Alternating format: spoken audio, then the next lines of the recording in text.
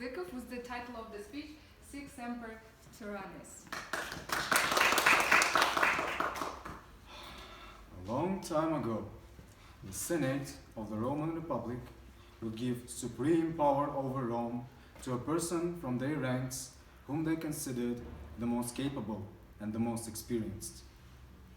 It was only done in dire times of need, to deal with an emergency, and such power was limited to half a year. This position was called dictator.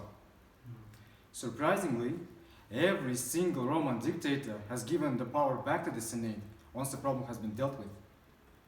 Until a certain ambitious politician called Gaius Julius Caesar started abusing his dictatorial powers, which signified the end of the Roman Republic.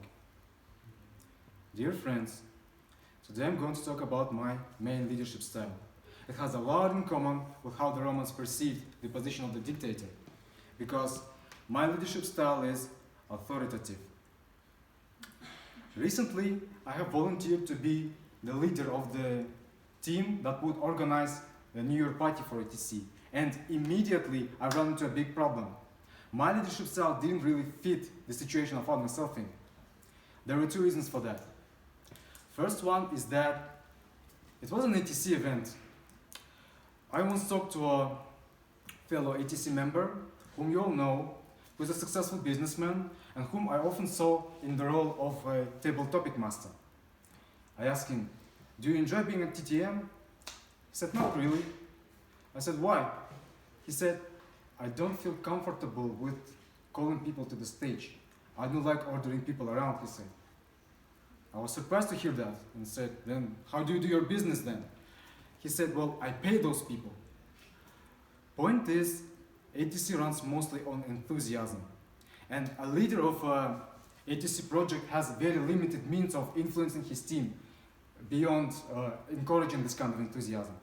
And I had problems with that, because authoritative leaders have the morale of their team very low on their priority list.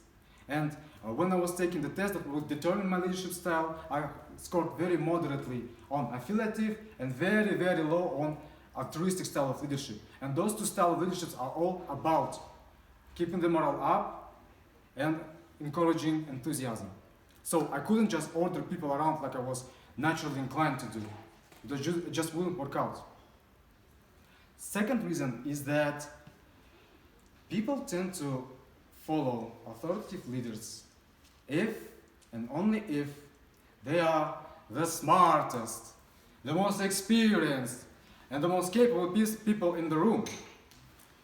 In my case, believe it or not, I wasn't even the prettiest person in my team. So, organizing events was new to me. Organizing events wasn't my area of expertise. Authoritative leaders follow their vision. Because of my lack of experience, I only had vague impressions of what the party should be like. Thankfully, I had a very powerful tool at my disposal, which is the democratic style of leadership. And thankful again that I have managed to assemble my team of very capable people. Some of them were ATC veterans and had prior experience in organizing such kind of events, which I lacked. And most importantly, all of them were very proactive and didn't need much encouragement. So, democratic style of leadership fit the situation like a glove.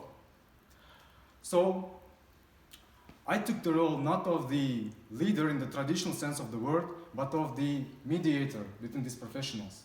My job was to describe the task at hand to my team, allow them to come up with the solutions, and guide them to the favorable consensus while keeping in mind the general state of the project.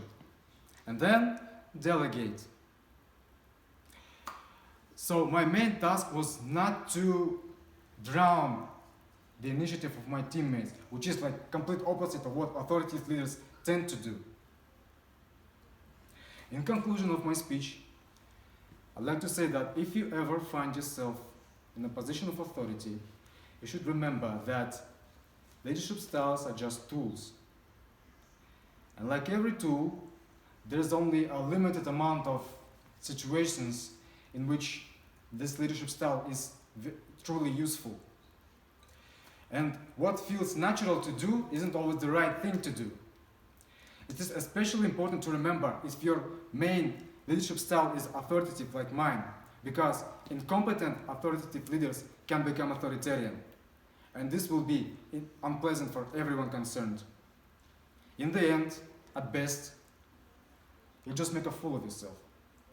And at worst, you'll find yourself, proverbially, lying on the floor in the puddle of your own blood, with a knife sticking out of your back, surrounded by burning ruins of your empire, which is your doing completely. And your second in command will stand above your corpse and proclaim, "Sic Semper Tyrannis," which means, "Thus, always, to tyrants." Madam Toastmaster.